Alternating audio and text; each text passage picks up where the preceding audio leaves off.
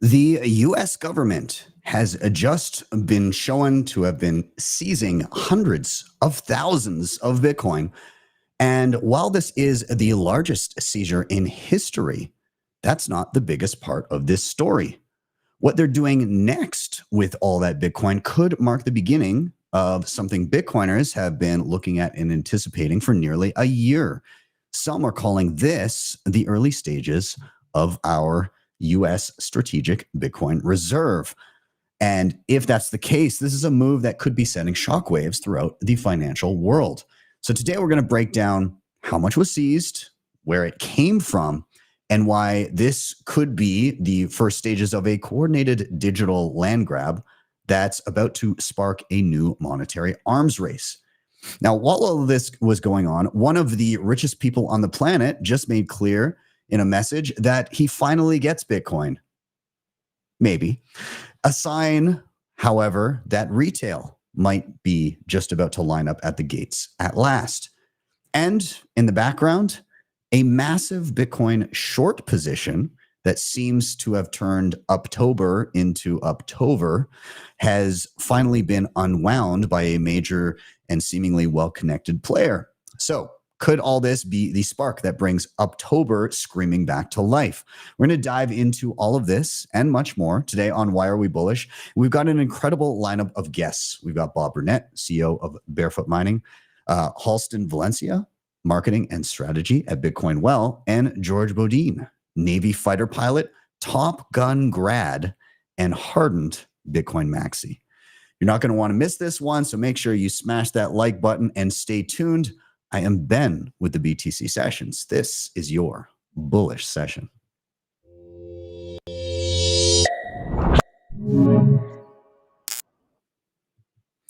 All right, I want to welcome to the stage George, Halston, and Bob. Thank you guys so much for being here. I appreciate you guys coming in to get bullish with me on a Wednesday evening. And George, I know that this leans very much into the topic at hand that you wanted to chat about. You have a lot of thoughts in and around this. As I tee you up, I did just want to kind of highlight a couple little bits here that I came across as it pertains to this story at hand. So I'm just going to pull up here a couple quick things, and I'll put us off to the side so we can be pretty over here. So U.S. Treasury seizes 127,000 Bitcoin. And where did this come from? This came from this scam coming out of Cambodia, and it's this guy Chen Zi, also known as Vincent. He's the founder and chairman of Prince Holding Group, and this business was basically charged with wire fraud, conspiracy, money laundering conspiracy, all this other stuff, and they were basically running a forced labor scam compound or multiple compounds around Cambodia. It's crazy. These are all like long cons. So they call it, what do they call it? Something like pig butchering. Pig butchering, which I had actually never heard that term before. George, can you enlighten me on pig butchering? Yeah, it's not. I just love that term. I love this headline. I mean, how many times in life do you get to wake up in the morning and says, you know, U.S. has seized 127,000 Bitcoin from a pig butcher? And, you know, basically it's the same idea. First off, let's have a toast. I've got a really cool beer here. It's garage beer. You see that?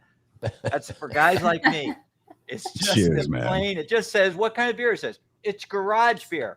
So, yeah, we're going to have a toast to that. Well, cheers, George. I appreciate it. So, you know, what was pretty interesting is Vincent Z, you know, obviously on the run now. They're going to catch him. I mean, he's already got an Interpol warrant outside as long as an arm looking for this guy. They'll get him.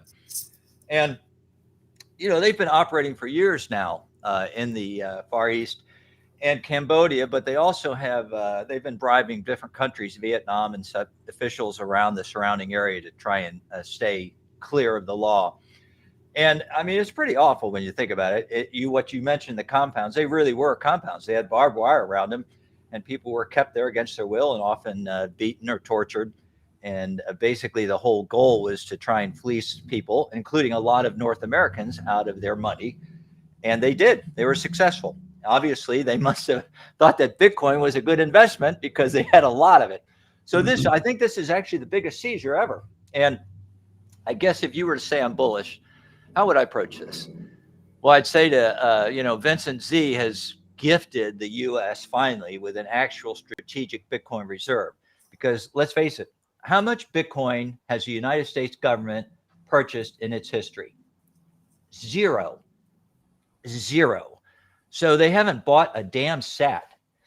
And in fact, if you look on the other side, the flip side of this story, what does it really tell you?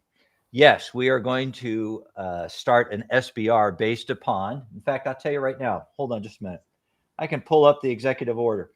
The executive order that established the SBR originally says that it will be capitalized with BTC using Bitcoin, and it mentions right in there, forfeited in criminal or civil asset forfeiture proceedings. They are seizing Bitcoin. That is how they're funding the SBR. Now, why should that give you a pause as a Bitcoiner? First off, again, they haven't bought any Bitcoin. So how much Bitcoin do they actually have? You remember after Trump took office in January, they had 30 days. They were going to release an audit. That audit was going to determine how many Bitcoin we actually had. They were going to put it out. It was going to be published, clear, perfectly transparent. Have you seen any audit released? Nothing. Zero. So no audit of Fort Knox, no gold audit, no Bitcoin purchased, not one single sat by the U.S. government. So now we can speculate and we can say, if they continue to hold this, it's, Department of Justice was originally the actor here, and it'll probably transfer, I guess, to the Treasury. I don't know. But if they seize this and continue to hold it, we are speculating they have about 325,000 Bitcoin. And that is huge. So on the one side, am I bullish? Very bullish to think that the government actually has Bitcoin now in an SBR, but I really am pissed off. I'm not pissed off. I'm concerned. I'm really concerned because what are they saying early? They're saying that, hey, how are we going to get our Bitcoin going forward?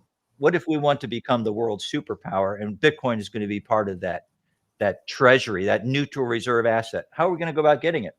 Well, they've already demonstrated that seizure seems to work really well for them.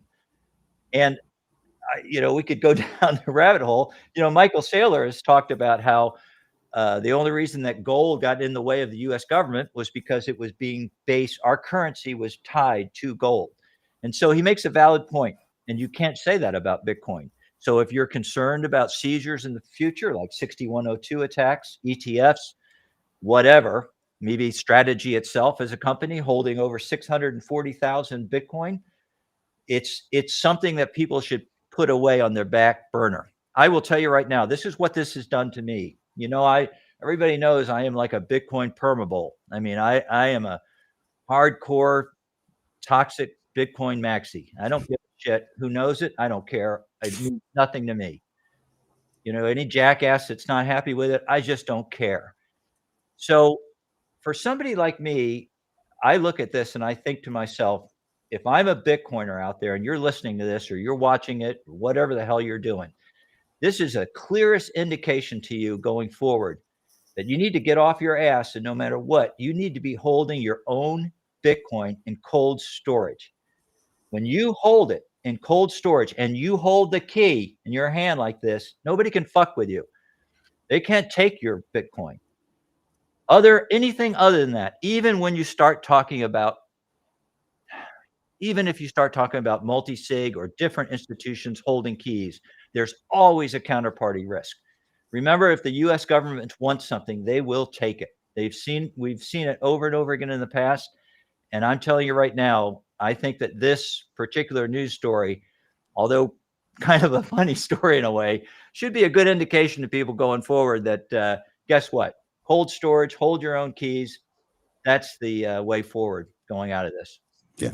Yeah. And to your point, I'm going to bring up a couple quick things. Then I kind of want to, I mean, Halston, given that you're working with Bitcoin well, and, you know, they're all about like take self-custody, and it's kind of designed in a way to ensure that you do that right away. I want to get your thoughts here. But, you know, in regards to the seizure aspect of this, from further down in the article, and just to kind of indicate, again, yeah, they're not going to be accumulating it through outright buys, or at least we've not seen that. There's no proof that that's going to be happening anytime soon. But here, just to, you know, my initial thought was, well, hey, those other people were scammed for that money. Shouldn't they get that money? But they've filed for this forfeiture, and in the article here, according to federal regulations, victims of the scam may file a formal claim or notice of interest and apply for so-called remission once the forfeiture is final. But getting money back from civil asset forfeiture is not exactly easy. As the Cato Institute explains in a 2024 article titled "The FBI Puts Victims of Civil Forfeiture Through Bureaucratic Hell," civil asset forfeiture is subject to perverse incentives, which often lead to egregious violations of constitutional rights that place the burden on victims to challenge forfeiture orders, often at great cost. According to the Stanford Law Review, the government rarely returns forfeited assets to people. In 2022, only around 3% of all forfeited assets were returned, and only 1% of the value of total assets forfeited. So oftentimes, the amount of legal expense to pursue getting your property back is far larger than the reward of actually getting it back. And Francis Pouliot here put pretty well, Bitcoins were stolen from victims worldwide, conned by professional scammers. Miraculously, the coins are found and now can be returned to victims, many of which I'm sure had lives ruined. And the first thing the SBR proponents think is, we can steal those coins too. Yeah, I mean, it kind of sucks. It's going to suck for people that whose Bitcoin it was. It sucks for people that were forced to do the scamming. It sucks all around, other than there's an SBR. But as you said, if this tactic works effectively, then you better start clutching those sats even tighter. So Halston, I want to toss it to you. What's your general thoughts on the story, self-custody, the potential for individuals' Bitcoin to be taken? Yeah. I mean, I think this story is a crazy one. I haven't really heard anything like it since I've been in the space the last few years, but I am a strong advocate for self-custodying your Bitcoin. Obviously, I work for Bitcoin Well, and they are a non-custodial platform. I just think that the purest form of Bitcoin is purchasing it non-KYC through a non-custodial platform and storing it in cold storage. Anything else is an IOU, and it's not safe. It can be, you know, exchanges can fail. They can get hacked. You just never know. And personally, I'm not going to bash on any specific exchanges, but in my experience, when I've used various exchanges, I have purchased Bitcoin, and you can't move it right away, which to me, that goes completely against the Bitcoin ethos.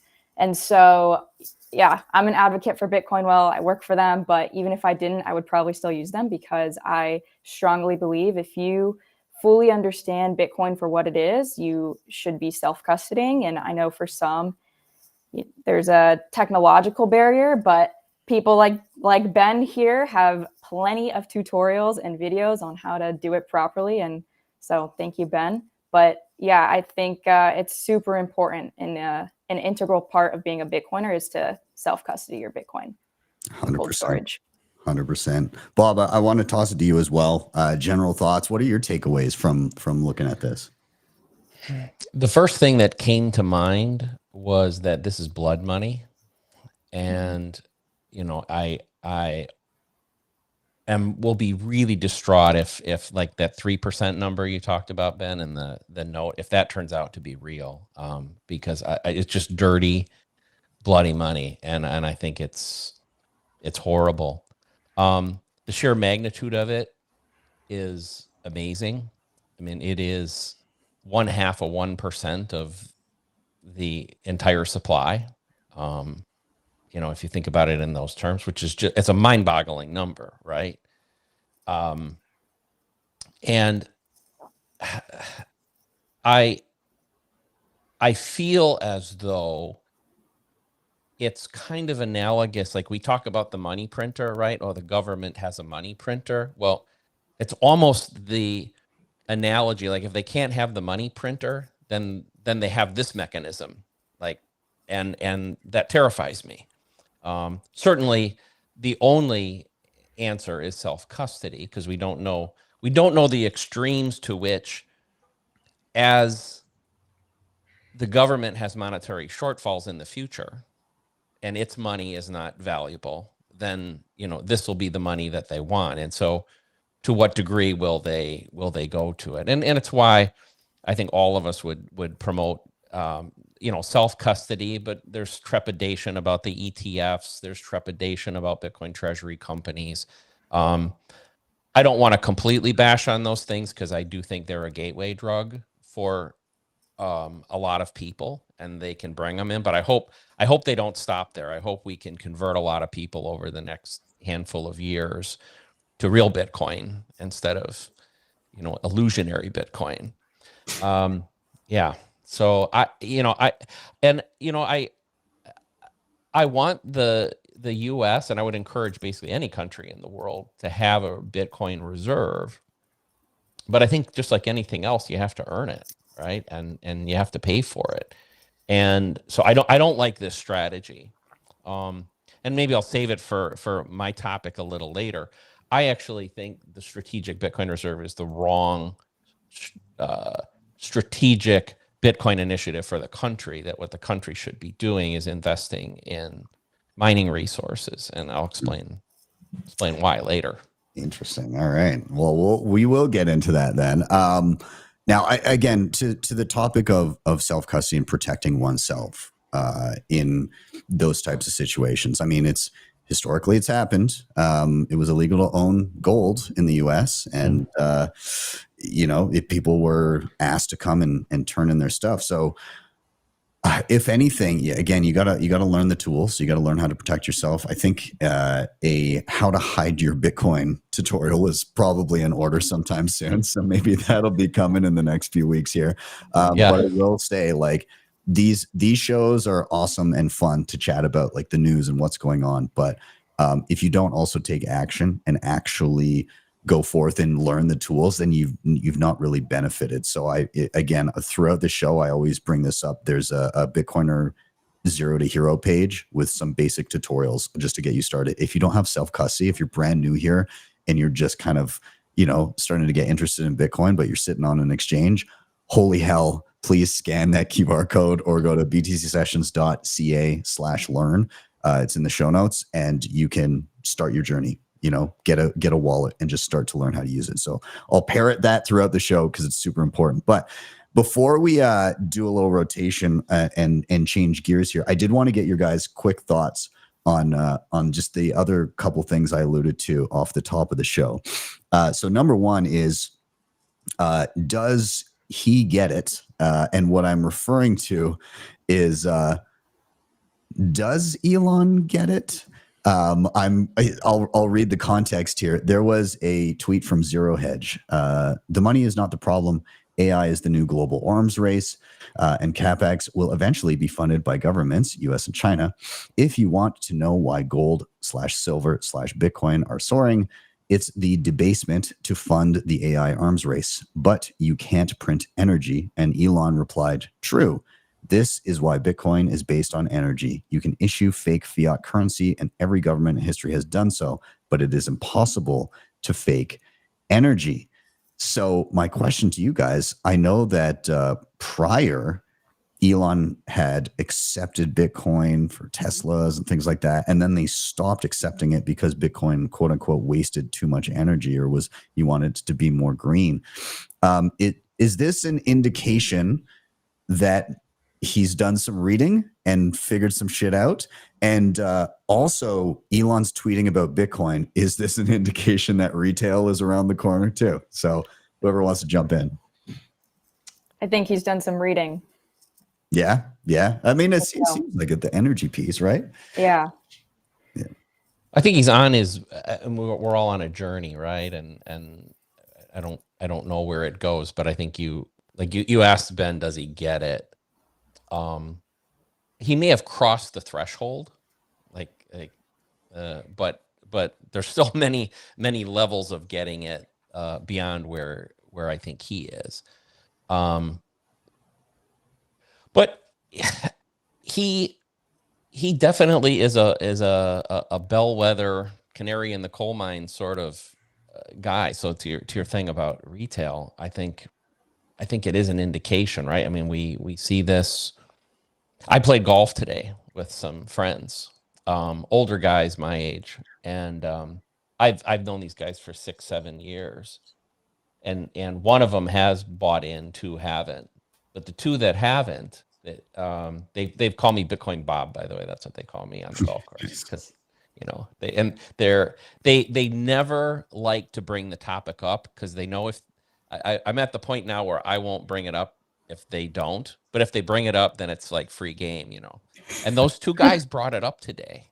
Like they were asking questions. Now they didn't necessarily buy any, but when the boomers, with George and I are in, when the boomers are interested, I mean, they bring a lot of money, and they don't go halfway. And I don't mean this in any way to make anybody feel bad. These are not $100 a month DCA guys.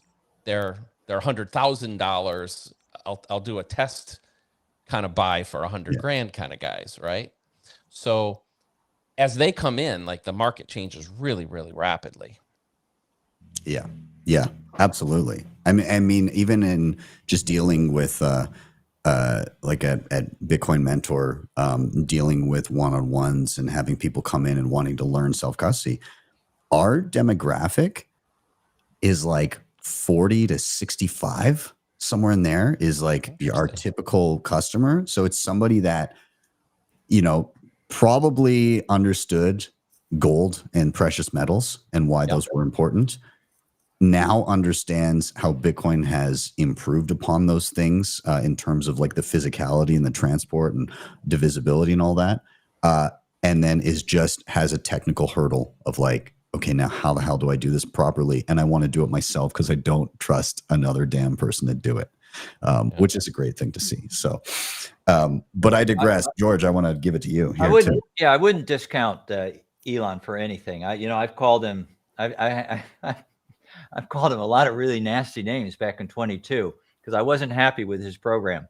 I wasn't happy how he was approaching Bitcoin at all. But you know what? The guy is incredibly intelligent. I don't know if you're aware of this, but with fully self-driving, he made a decision that was really revolutionary. And at the time, again, I called him an idiot because he moved away from what was the common technology that was going to be based on that system, LiDAR. It's a radar type of a system.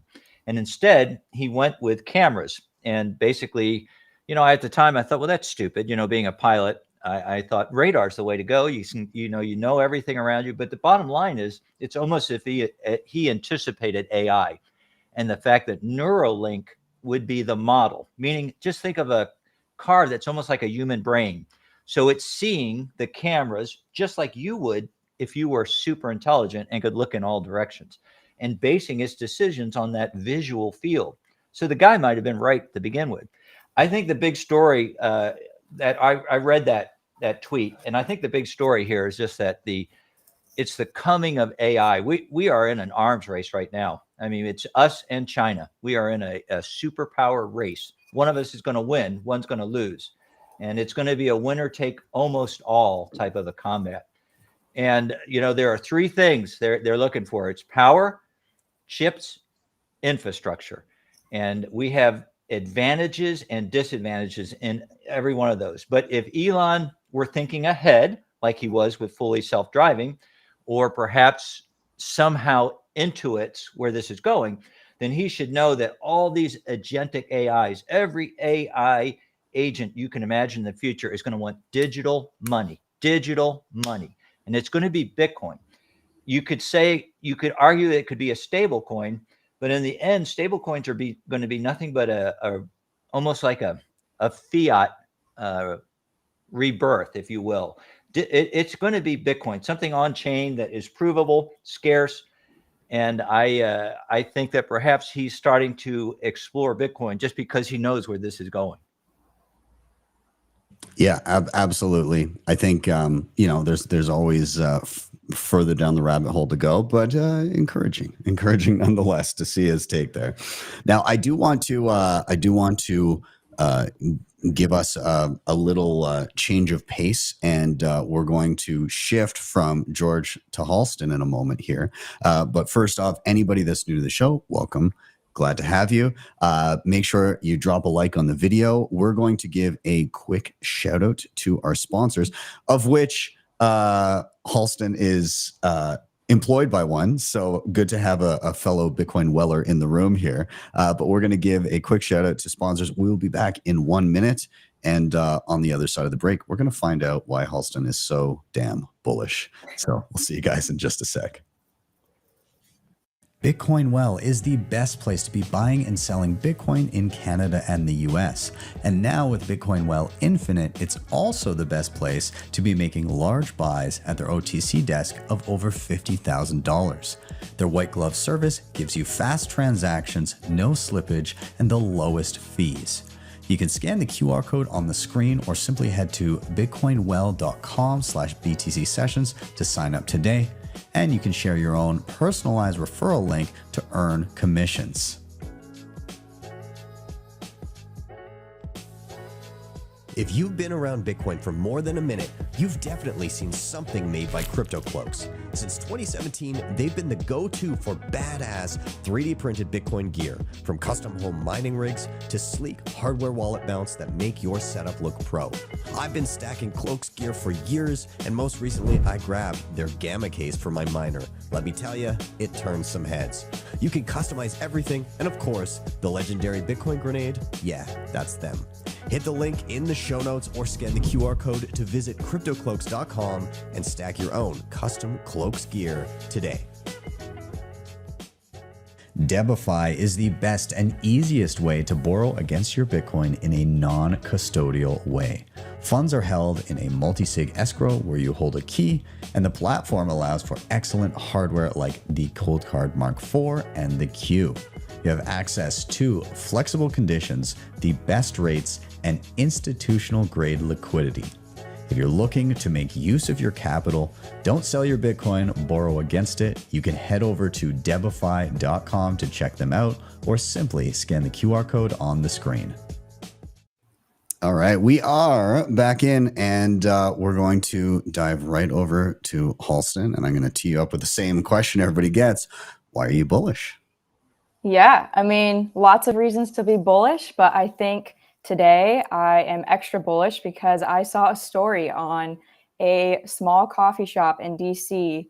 Let me pull it up. They were the first Square seller in the world to accept Bitcoin payments integrated directly at the register. So I am immensely bullish on my generation and the future of Bitcoin adoption, because this is huge. Squares, they power millions of merchants globally. I mean, you think small businesses, food trucks, boutiques, everywhere you go, there's a Square device.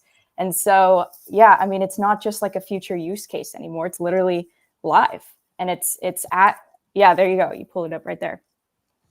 Yeah, I think this bridges fiat rails with Bitcoin. And I think for my generation, this is already something that we're accustomed to. You think Venmo, Cash App, you take the QR, you scan it, and you pay your friend or your hairstylist or your photographer, whoever.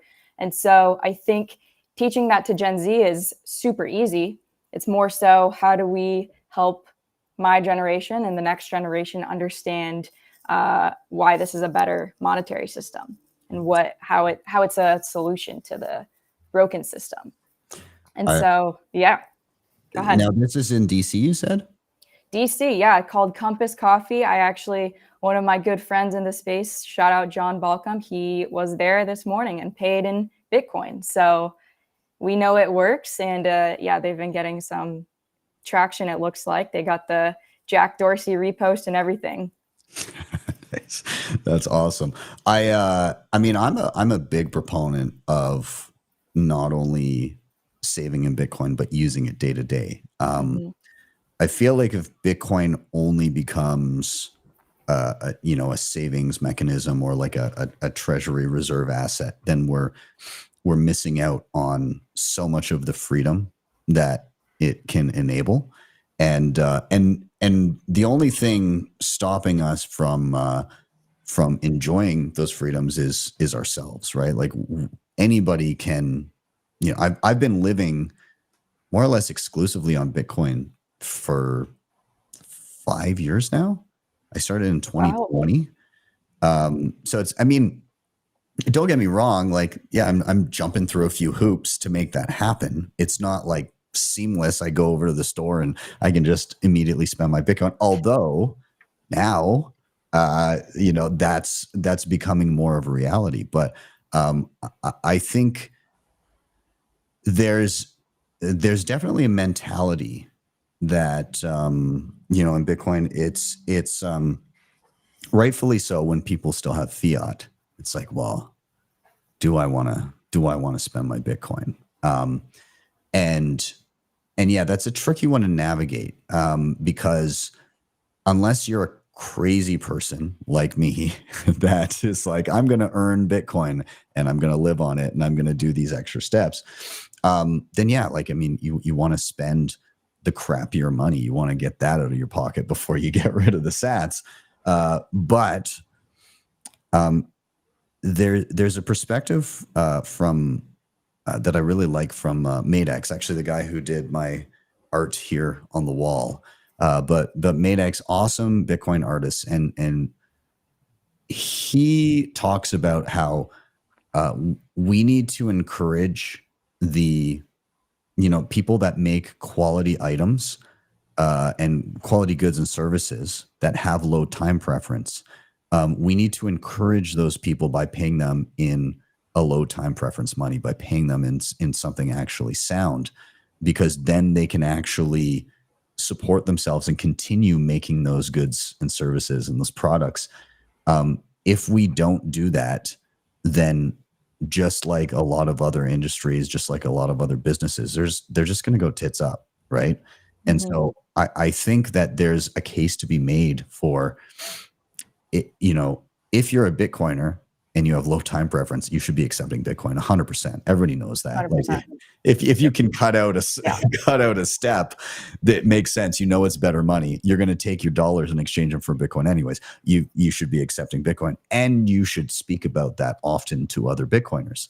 But if you're a Bitcoiner, I think you should really consider looking at people that do quality work and paying them in Bitcoin, because you're going to part with your sats.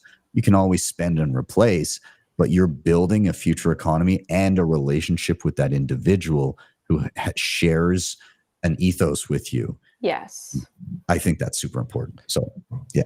Likewise. Yeah, completely agree. And Isa from BTC, Isla, comes to mind. I love what she's doing there. And yeah, I just would love to see more circular economies like that.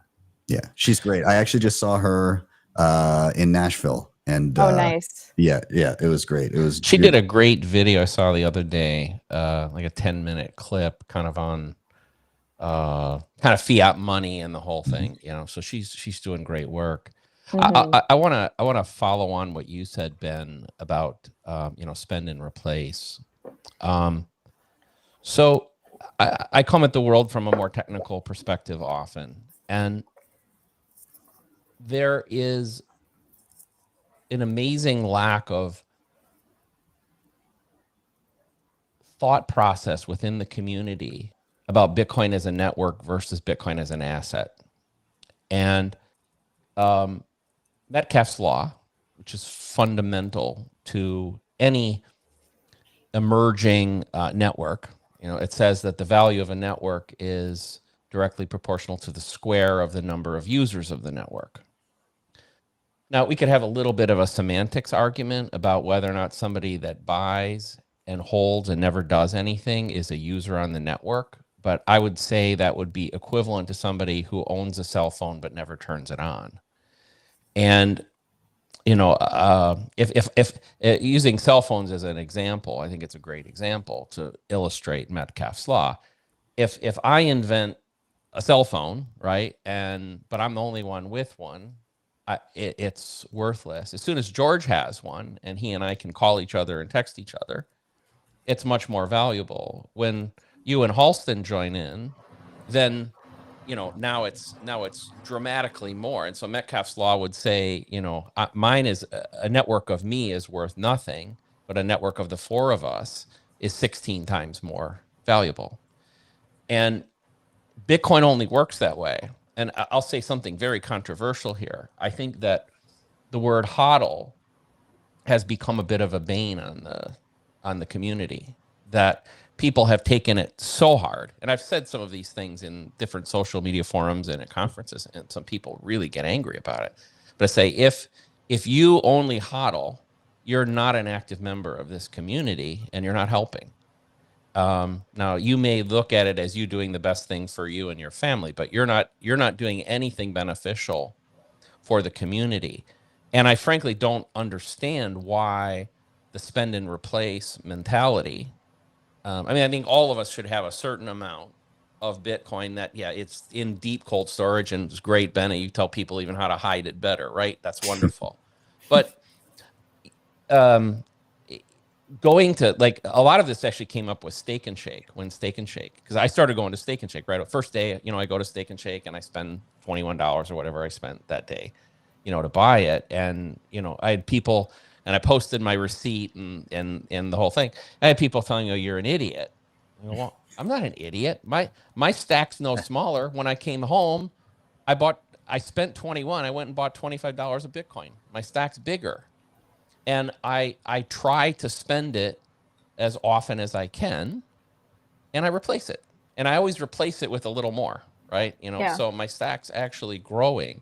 But we have to support these merchants or artists or whomever. George, I've paid George in Bitcoin before for things, right? And we have to use it. And I'm a miner, so I'll say that straight up front too. Like, the subsidy doesn't last much longer.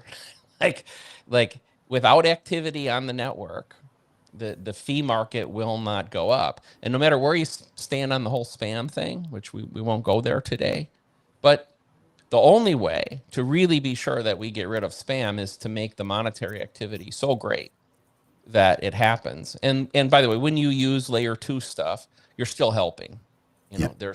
There's still opening and closing of channels and splicing and all these other activities that are going on that help support that. So I can't stress spend and replace enough. Yeah. It's super important. And again, I often encounter a number of, why people can't do that. And, I don't want to spend my Bitcoin. I don't want to spend and replace. It's a pain in the butt. Again, like, we've kind of made the case for like supporting Bitcoiners and utilizing, if people say, oh, well, there's the opportunity cost of losing my Bitcoin. Technically what I would argue is that if you have dollars left to spend, you're short Bitcoin. There you go. Yeah, there you go. I love that. Like, that's kind of where I'm at. It's like the only dollars that I have are pretty much the exact amount of money I need to sit in a bank account for the only things that have to come out of a bank account. Mm-hmm. Everything else, all of my earnings is Bitcoin. And so this flicks a switch in your head, because rightfully so, people think, oh crap, like, do I want to spend my Bitcoin on this? Like, is this worth it? But when all you have is Bitcoin, beyond your bills, every purchase is now a conscious decision, because there is an opportunity cost. And so what that does to you is it makes you think, am I just frivolously spending, or is this something that I will actually enjoy and get value from? And what is the quality of the item or the service that I'm getting? Because if you spend your Bitcoin on something that's trash, you will never shop at that merchant again. But if you buy something that's quality and it lasts forever and it's amazing, you're way more likely to spend sats with that person again. Like if anything, it did the opposite of what I was expecting. I was thinking like, oh, I just buy the cheapest thing so I don't have to spend Bitcoin. But actually, I buy the more expensive, high quality thing that I'll never have to replace. So I think we'll get back to a time where people actually save for quality items. And when something happens to them, they fix them instead of throwing the whole damn thing out. Yeah. George, I want to get your thoughts too. I want to toss it your way. The only thing I'll do is I would reverse that because of the capital gains tax, that idea, you know, until we get a de minimis exemption through Congress. You know, for me, I fill and then I spend. I did that when I went over to Prague. And yeah, I've got one of the prints similar to yours that I purchased over there with Bitcoin. And the model that I worked with over there, I paid her in Bitcoin. And then as Bob mentioned, the same thing. And I encourage people to do on-chain right now if they can. Fees are low and we need on-chain transactions if we can get them. But the only thing I was going to say is I put money into the wallet and then I spend it. And the reason is just because, again, you never have to worry about tax purposes, and at least in my idea. And I'm not sure. I mean, I have no idea how the damn government here is going to track these things or how they're going to somehow make a case that you had a capital gains on something. But anyway, and the only other thing I'll say is I really like what Bob said there. I treat Bitcoin as two different things. You know, sure, you know, fill and spend, that's fine. It's like a liquid wallet. I use AQUA. I'm really happy with it. There are a lot of different great wallets out there to use. But when you start getting into the Bitcoin that I have sweated and grabbed in my fucking fist, that is not Bitcoin that I'm going to release. I mean, I'm not going to be spending like CJ Constantinos. I'm not going to be spending 100 Bitcoin on a house. It's just not happening. You know, I expect in the next 3 to 5 years, I expect us to have products built out on Bitcoin that'll allow all of us, everybody here on this screen right now is going to have an option and never have to spend your Bitcoin if you don't want. And that is coming. But if we don't use Bitcoin, and getting back to Halston, you know, and what she was discussing with Jack Dorsey, what has he said? You know, if we don't use Bitcoin, if it's not used as something other than a store of value, then in his mind, it will have failed. And I think Bob's kind of pointed out that a little bit too in the past. And I'd have to say, I agree with that. There has to be some use case for Bitcoin other than us going around and hodling until we're old, decrepit, and gone. Yeah. Yeah. I want to also mention on the tax side of things. One argument that I do here is, well, if I spend my Bitcoin, like say living on a Bitcoin standard, it's like, oh, well, I'll have capital gains tax. I think it's important to zoom out and like, let's say you shifted over to a Bitcoin standard and you're using Bitcoin that has gone up in value. Yeah. Is there a gain? Like, did your purchasing power go up and then thus you had a gain and then you end up paying some tax on it? When you look at it from that perspective, you've still experienced your money going up in purchasing power and you've had to give a portion of that back. It's a little bit like saying, I don't want to win the lottery because I might have to give some of it back. You still want the lottery. You still want the winnings. Just because you have to give a portion of it back at that point in time doesn't forego the upward movement that you've experienced and the increased purchasing power. So like, yeah, if you're tracking every single latte, is that a pain in the ass? 100%. And like, I would argue that you're not going to get your door kicked in for the occasional latte, but yeah. Yeah, I'm not giving tax advice, but I do a lot of small purchases. And by the way, I really, even if they came after me on that portion of capital gains, it's going to be trivial because, you know, I throw $100 worth of Bitcoin into a wallet, usually into a Lightning wallet, and then I go spend it. And I don't, I only do that, like George said, George and I were in Prague together this year. You were there too, weren't you, Ben? I was. It was great. Yeah. And so, I'm going over there. Maybe I had 500 or 1,000. I don't even remember what I did, but I knew I was going to spend some, so I threw it in there. And a week and a half later, it was either spent or I moved it out. Right? Yeah. And so that I spent, I don't know whether Bitcoin went up or down in that period, but it's trivial. You know, It's marginal. Yeah. if I have a steak and shake, I trying to eat healthy, but I still go there, you know, maybe once a month because I try to support them.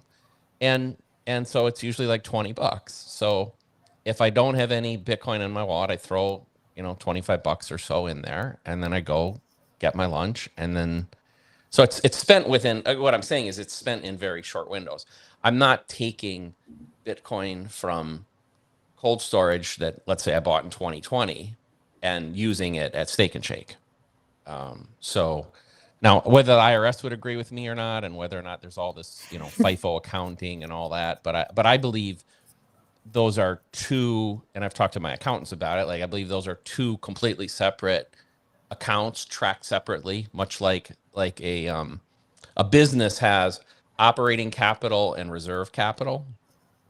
And you can keep those separate, and you can do this with we do this in our mining business, right? We have reserve capital and we have spending capital, and as long as we keep them in separate locations and track them separately, the tax advice I've gotten is, well, you don't have to worry about it. So we almost never get capital gains in the operating account.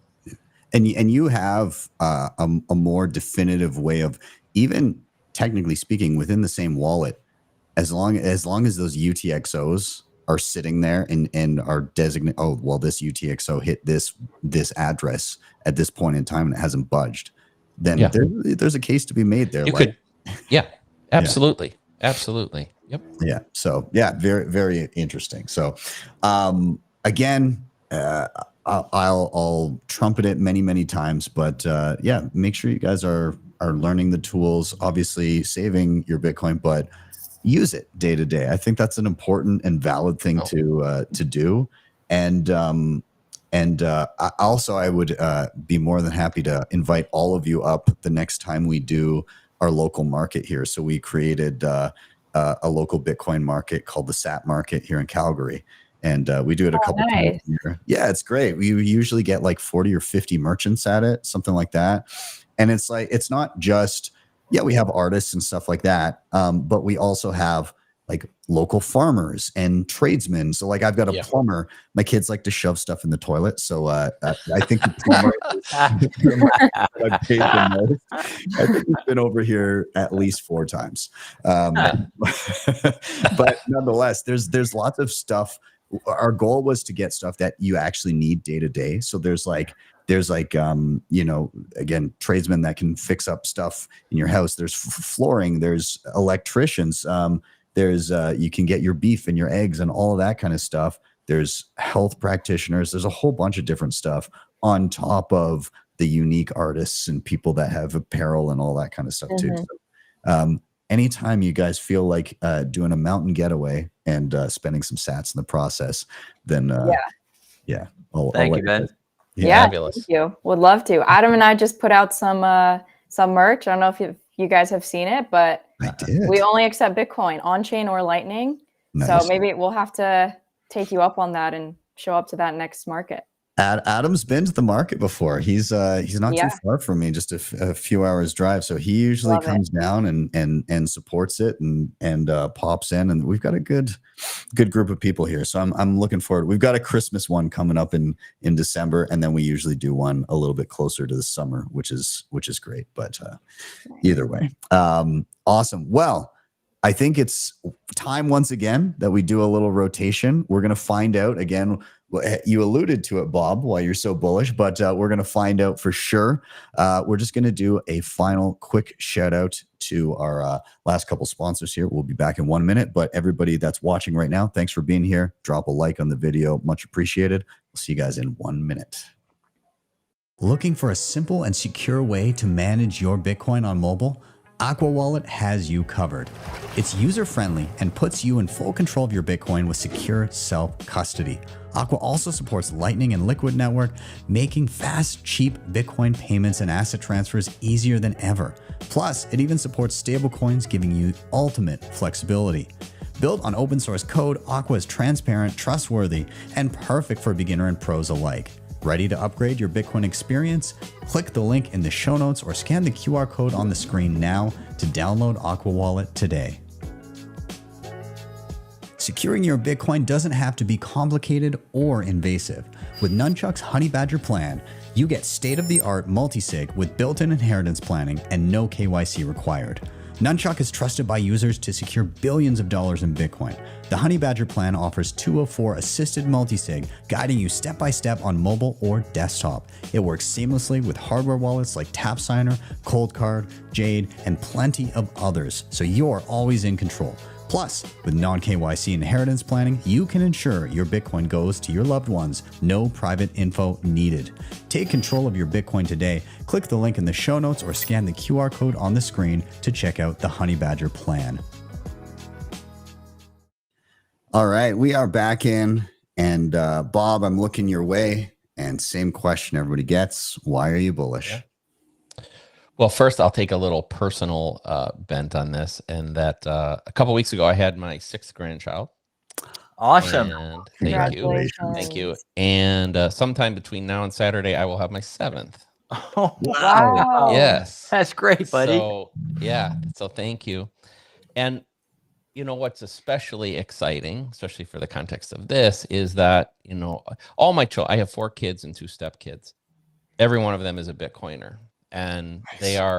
they are reproducing clearly, and they're bringing Bitcoiners into the world. And I think about my granddaughter who was just born a few days ago. This is going to be a grandson, the next one, and thinking, well, they're being born in 2025, and given lifespans and things like that, they're going to be around well into the next century, most likely, and carrying this forward. And their kids, if you think about their kids will probably be living like past the 2140 date.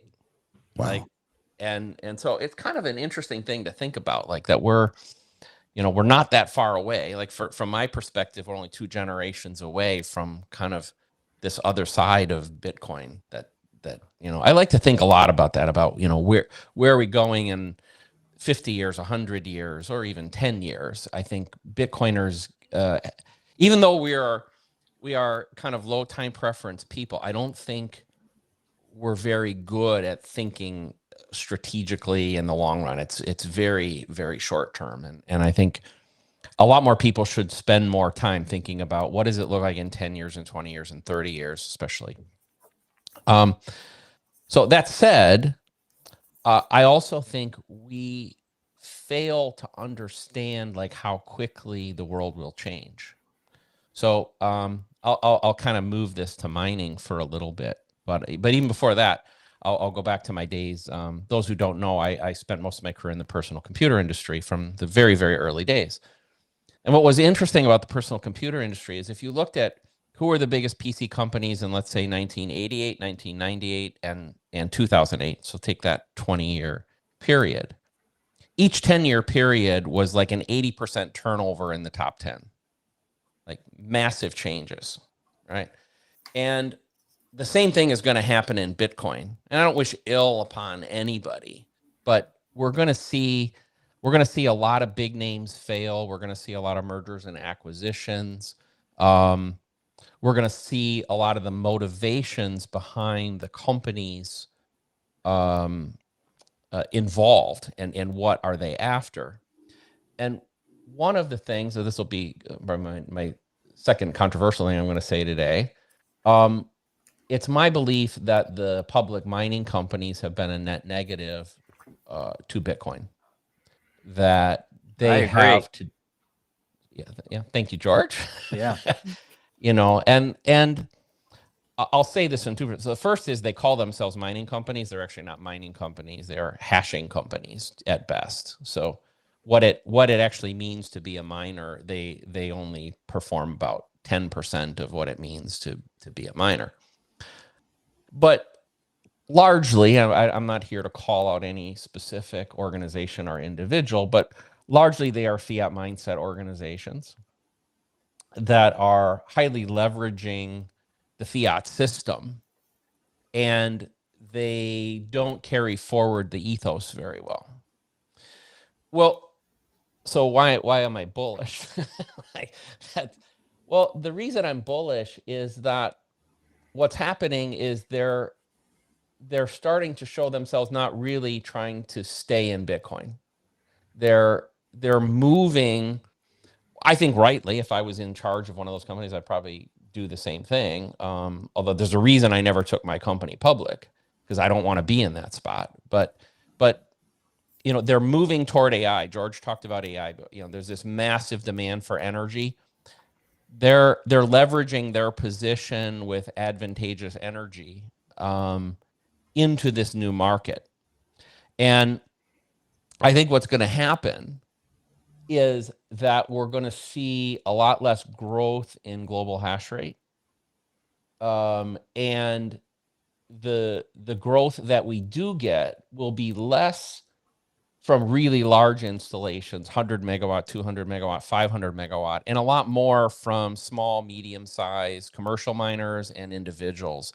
And that's what we need, because mining is in a precarious position. Highly centralized pools, too much hash rate in the controls of these large companies. And I think, thank God, I'm starting to really see these economic incentives, but on the fiat side, pull some of these companies kind of out of our world and into that world, which is, I think, is where they belong.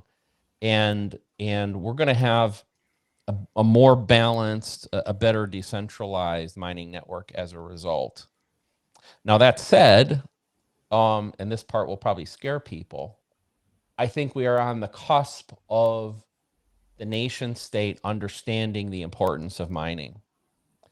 And I've done a fair amount of talking on this. You're going to see more from me. I'm writing a paper on it right now soon. But I think there's going to be a realization from the nation state soon. And I can only say certain things about it. Some people have talked to me that the control of block space will be more important to nation state sovereignty than owning the Bitcoin. And so what a lot of people don't realize is, even though we were talking about wanting the network to get used and the fact that there isn't a lot of activity right now, it doesn't take much for it to go on the other side. So we have a capacity as a network of about 200 million transactions a year. That's it.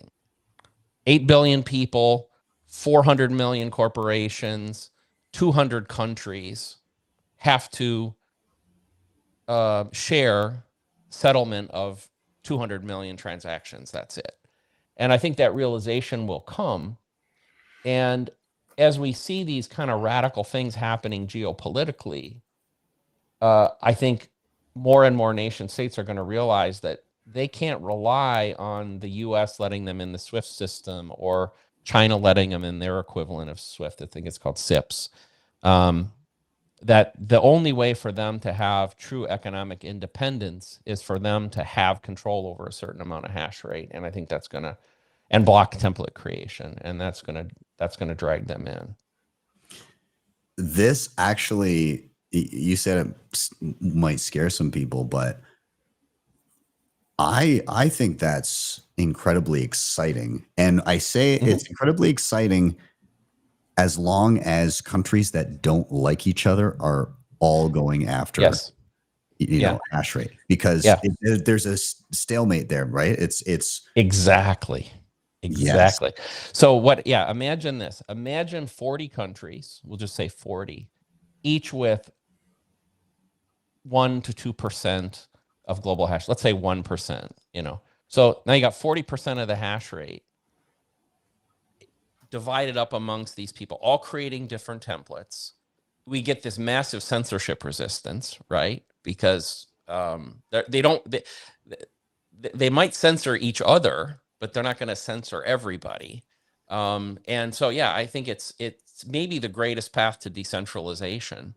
Ironically, right, that the states are the final way. Now, I think we still want to keep the plebs and the small and independent and ethocentric miners with a pretty good chunk of the hash rate. But yes, that's basically my hypothesis, Ben, is that this gets us where we want to be in a strange way.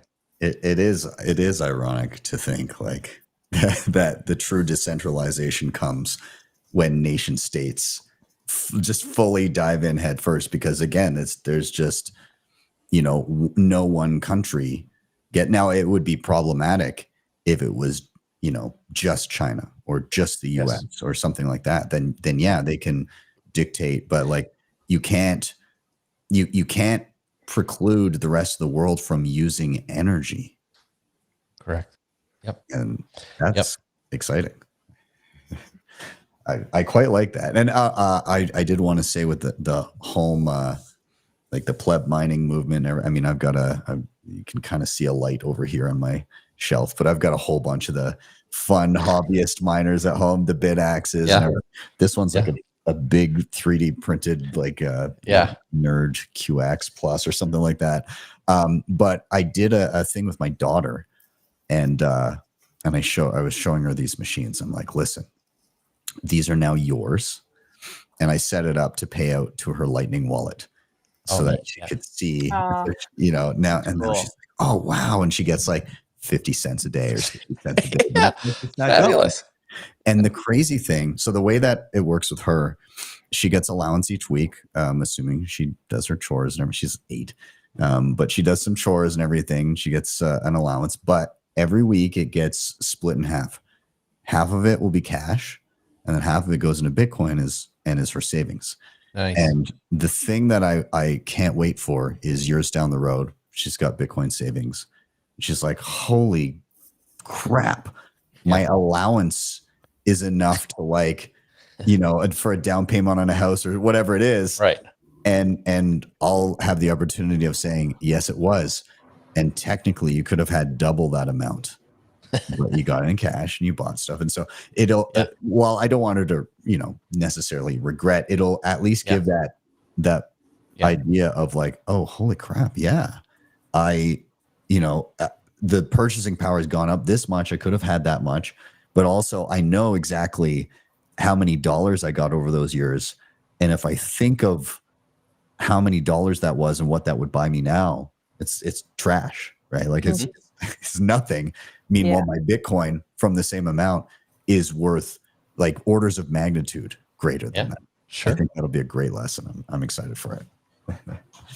Anyways, I kind of derailed stuff there, but anyway, she has her own Bitcoin miner. Well, home mining, it is. I'm so happy that this movement has come about. It's not really material yet, but I think that could change with time. I think it probably will change with time. And I view it. I've said this a few times. I think that I think of myself as a citizen of Bitcoin. And I think that I'll go back to that thing. Like if you just hodl and you do nothing, you don't produce a show, you don't make art, you don't work for a custody company, you don't work in a mining company, you don't run a node, you don't do all of these things. Like that's part of citizenship. Like if you're a citizen of a country like Canada or the US as an example, like there are certain things you're obligated to do. You need to vote, you run for office, you do jury duty, you serve your country if you must, and I think there are analogies to each of those in Bitcoin. Running a node is kind of like voting, being a miner is kind of like serving in the armed forces. Like there are these analogies, and if you don't do them, then what you're saying, I view it as selfish. And this will probably piss somebody out. Like if you don't do any of that shit, you're selfish, because what you're doing is you're asking us to do that for you. And you're going to ride the backs of all the people that are putting in the work and serving their cause and their community, and you're not doing shit. That's spicy, Bob. I love it. I want to get both George and Halston to weigh in here. So, I mean, George, maybe I'll go to you first. Any thoughts in and around the topic here? It's funny. I like that what you said there at the end, Bob. When I was working underground as a miner in the valley that I was working in, I was a non-union miner, and I rode the back of every union miner that was anywhere around me, because no matter what they negotiated for in pay, I got their pay plus 1 nickel. And it was not right. I've often thought about it as the years have gone by. I want to get back, though, to what you said about this idea of mining and dispersion and where this is going. I don't think we're going to recognize this landscape in another 5 to 10 years. You know, the idea that people, that these private companies are going to be mining Bitcoin for any kind of monetary reward will become, it just won't make sense anymore. And the reason is because of something you mentioned earlier. It's that template creation. It's the block space. It's being able to get transactions in there. It won't just be countries. You know, you're going to have JP Morgan, BlackRock. Yep. They're going to be wanting Correct. access to those damn block templates. And if they don't have them, they're going to get them. They have to. And what you're going to do is you're going to see a bunch of people like me with that painting back there that's mining Bitcoin right now. You're going to see a bunch of us band together because we're going to want to be able to get into a block. It's going to be incredibly, it's going to be priceless. So those people that are concerned that Bitcoin is going to not survive in the future because of either reduced subsidies or even the subsidies that will be so minimal and that the fees won't keep up, that's not where this is going. It's not going to be a monetary thing that we're looking at here to incentivize mining. It's not going to be that at all. And when you talk about these countries, they will probably form alliances because if you get 1%, you're going to produce what, a block and a half, a day. Block and a half a day, yeah. Yeah. So what's that tell you? That means that they're going to probably make alliances too. There's going to be, alliances formed. There's going to be fighting within that. In those alliances. This is going to be a critical period.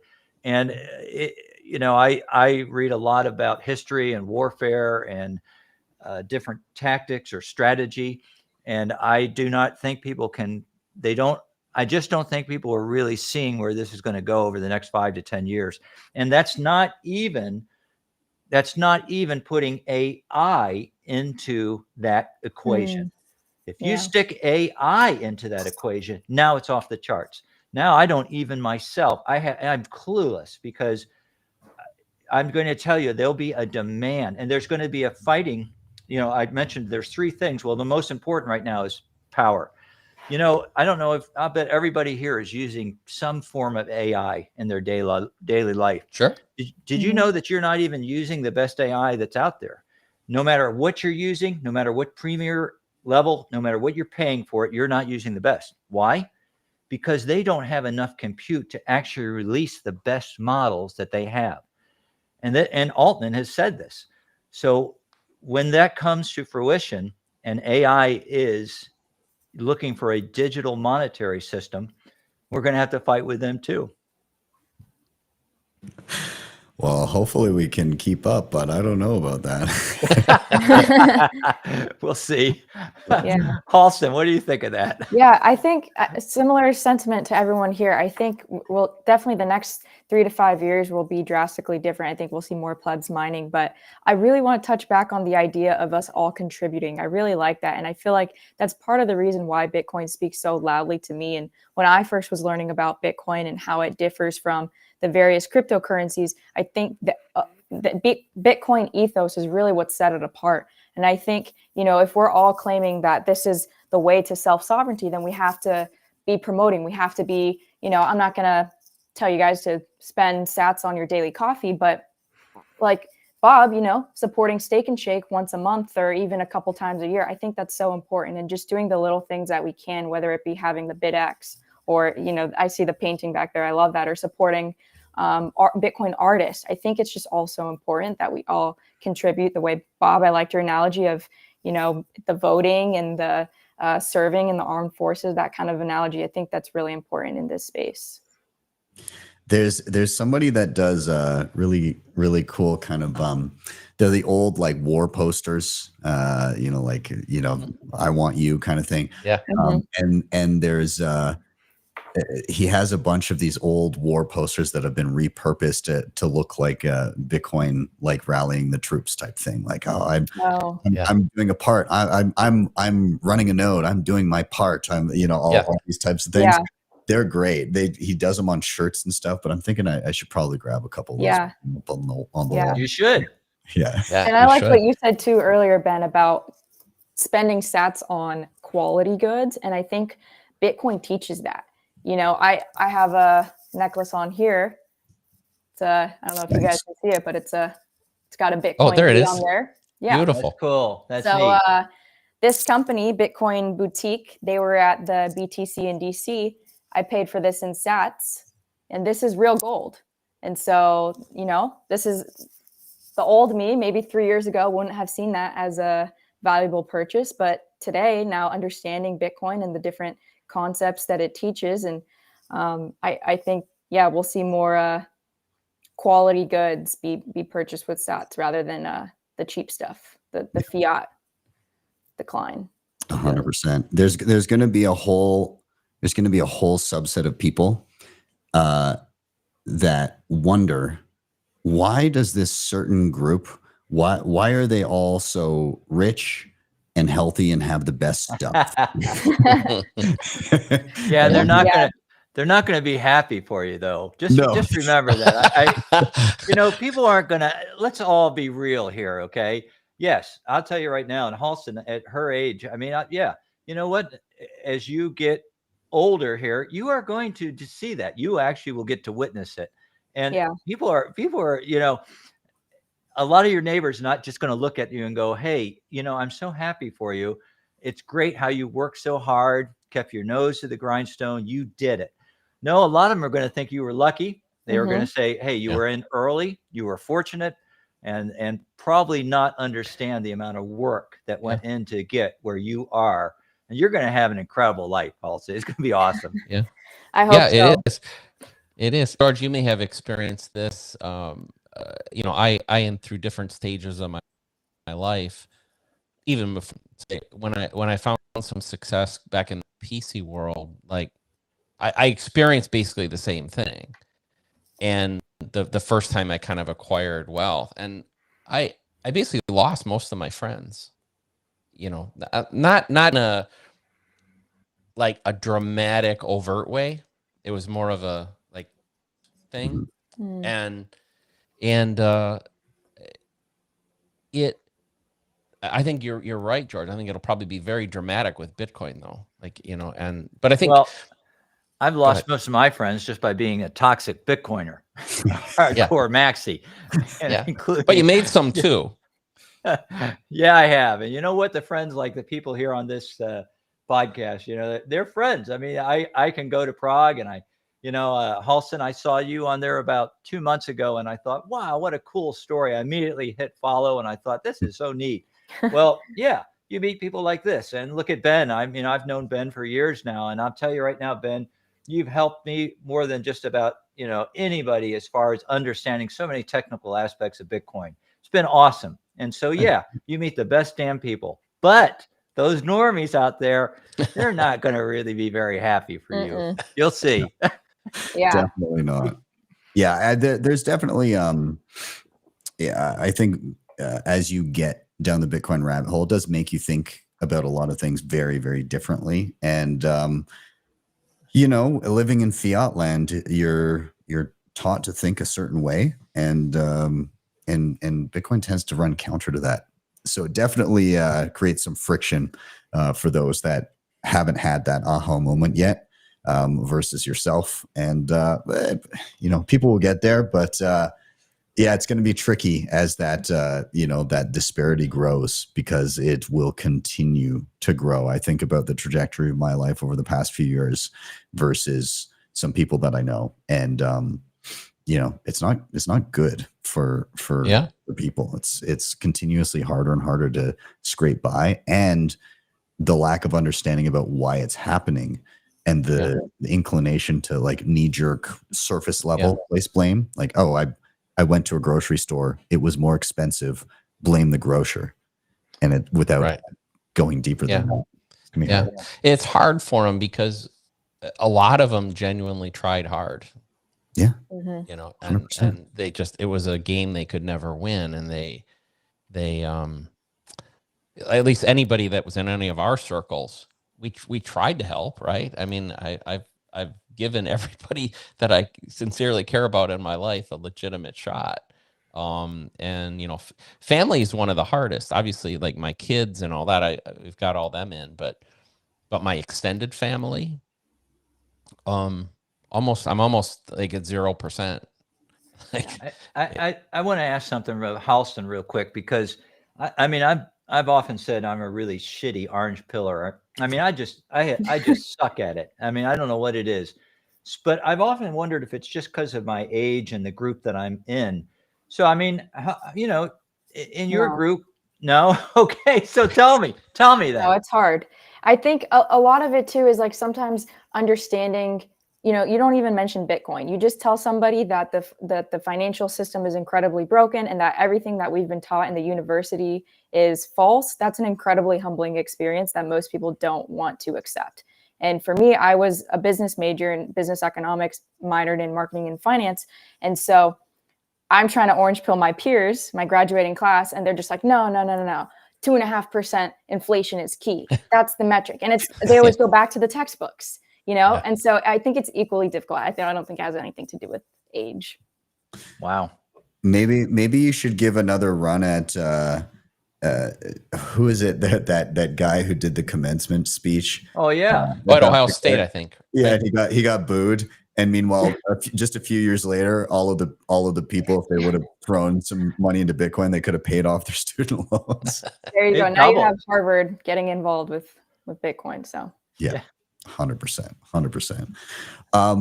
Well, guys, this has been a hell of a conversation. Before I wrap up, I do want to. I was talking about those war propaganda. Oh yeah. Pictures. I just wanted to quickly show some of these. I'm just kind of scrolling through, but again, like this is a guy's website, Fneep, PHNEEP.com, and he just has all these different like old school looking like Oh, those are great. I love that's them. really cool. Yeah, it's I love it. Yeah. Oh, I really like that, cool. yeah. He's got so many different ones. And Give us his address again. yeah, it's PHNEEP.com. And you can do all these on like, you can do posters, you can do shirts. I've had a bunch of shirts that I've gotten from him that I really like. And yeah, he's got awesome one. Awesome one. Coinbase. Come on, delete Coinbase. Use Bitcoin well. There we go. Yeah, 100%. Yeah. Anyways, love his stuff and Beautiful. Given the convo, I thought it'd be great. I want to thank all of you for joining me on a Wednesday, getting bullish. This has been a lot of fun. For everybody that joined us, thank you guys for being here. If you're new to the channel, welcome. Make sure you subscribe and drop a like on the video, and check out all the guests here. They're all listed in the show notes down below. You can follow them and what they're up to. Maybe look at mining with Bob, look at stacking sats with Halston, and look at stacking art with George. All of those things would be awesome. But thank you guys. Have a wonderful rest of your evening. And to everybody else that's been watching, I say it every episode. These are fun. The conversations are fun. But if you don't take action, you haven't grown. So I always play a clip at the end of the show. Make sure you head over to that learn page, start to learn self-custody. It is super important. Thank you guys very much. Have a good. All right, bud. Thank you. Cheers. Thank you. Hey, you. Yes, you watching the Bitcoin price movements and the latest exciting news. It's awesome to stay informed, but the real power of Bitcoin comes from taking control. Don't just watch, take action. Head over to btcsessions.ca/learn for free step-by-step tutorials that guide you through every major skill you need to know, plus full video playlists for deeper dives on any topic you like. And if you're ready for the ultimate fast track, scroll to the bottom and check out bitcoinmentor.io for premium one-on-one experience with my team of Bitcoin experts to ensure you get it right the first time. Don't wait. Secure your Bitcoin future today. Hit the link in the show notes or scan the QR code on the screen.